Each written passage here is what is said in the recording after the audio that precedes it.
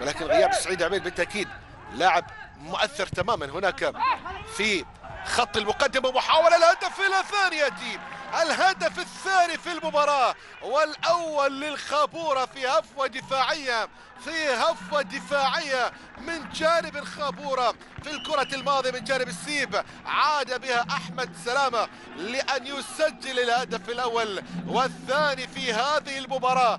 ألم أقل لكم بأنهم لربما يعودون؟ إنهم يعودون وللهدف الأول يسجلون هدف فيه يعني لم تكن تتوقع هذه الهفوة، غريبة تماما. يتواجد هناك سعد عبيد وحيدا في ظل. هل كان التسلل موجود في الكرة الماضية؟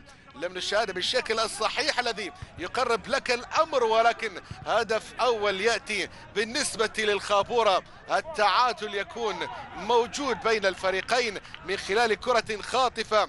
هنا دفاع قد كرة بكل سهولة، تعود الكرة لصالح الخابورة، مرتدة قد تكون، مرت وعبرت. أحمد سلامة الثالث، حذاري من الثالث يأتي للخابورة. انتهت الأمور أم أن للحديث بقية مع السيب؟ أحمد سلامة كما بدأها ليختمها، كما بدأها ختمها من خلال هذه المباراة. نعم، الخابورة يتقدم بهدف ثالث، والجراحات تتعمق على الإمبراطور، في الكرة السابقة. الفهود ماذا فعلت؟ الهروب كيف كان موجود؟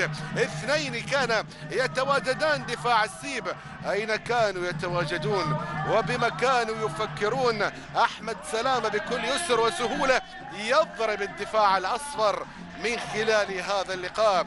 الشباك تهتز، شباك السيب تهتز، والسيب سيعاني كثيرا بعد هذا الهدف.